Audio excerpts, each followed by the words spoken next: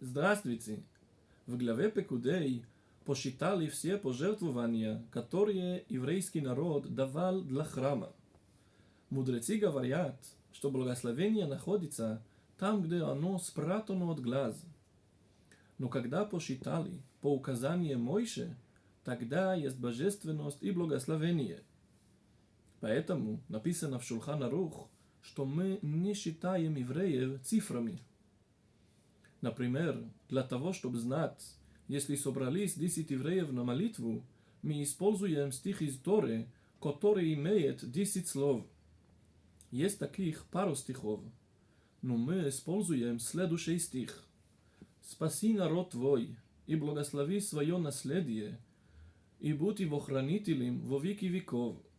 Потому что, когда евреи встречаются вместе, первая их просьба – это «Спаси народ твой, дай нам полное освобождение». Шаббат шалом и Машиах сейчас.